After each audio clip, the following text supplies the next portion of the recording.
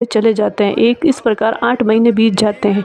एक दिन चित्तल की मृत्यु हो जाती है। फिर वो महेंद्र सिंह बड़े परेशान हो जाते हैं। फिर वो अपने रायकों के पास जाते हैं, बोलते हैं कि मुझे दूसरा ऊँट चाहिए। तब रायके बोलते हैं कि दूसरा ऊँट तो नहीं है, पर हाँ एक ऊँटनी है। उस ऊँटनी का नाम अंगी होता है। वो बूढ़ी ऊँटनी होती है। रायके बोलते हैं कि आप इस ऊँटनी पर बैठ के जाइए, ये आपको सीधा ले जाएगी और वापस सुबह ले आएगी। रायका राजा को चेतावनी देता है कि इस ऊँटनी पे आप जाइए, लेकिन ध्यान रहे इस पे चाबुक ना मारिएगा। अगर आपने इस पे चाबुक मारा तो ये अपना रास्ता भटक देगी और आपको रेगिस्तान में पता नहीं कहाँ से कहाँ ले जाएगी।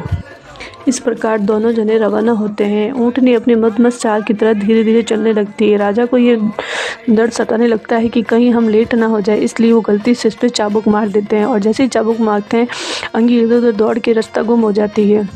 जैसे तैसे राजा मुश्किल से सुबह के समय 4 बजे के समय जैसलमेर पहुंचते हैं और महारानी मूमल की महल की तरफ जाते हैं और वहां जाके देखते हैं कि मूमल किसी पराये पुरुष के साथ सो रही है।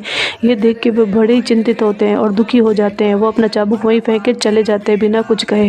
जब सुबह मूमल उठती है तो देखती है कि चाबुक गिरा हुआ है। इसका मतलब महेंद्र सिंह आए थे, पर वो बिना मिले क्यों चले गए, ये बात मूमल को समझ नहीं आती है और मूमल सोच करने लगती है।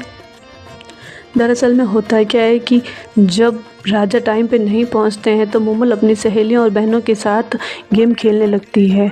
और गेम में उसकी एक बहन होती है, उसने पुरुषों के कपड़े पहने हुए होते हैं और रात की बहुत लंबी रात तक वो खेलने के बाद दोनों बहनें एक ही माचे पे सो जाती हैं। और जब सुबह वहाँ पे राजा आते हैं तो वो उन दोनों बहनों को सोते हुए देखते हैं तो वो उनको पुरुष समझ बैठते हैं और यही गलतफहमी लेके राजा बिना कुछ कहे चले जाते हैं। जब मूमल इस बात से अवगत होती है तो उसे बहुत बुरा लगता है कि राजा ने बिना कुछ कहे ही चले गए। मेरी बात तो सुननी चाहिए। पर रानी ने राजा को कई खत लिखे, लेकिन राजा की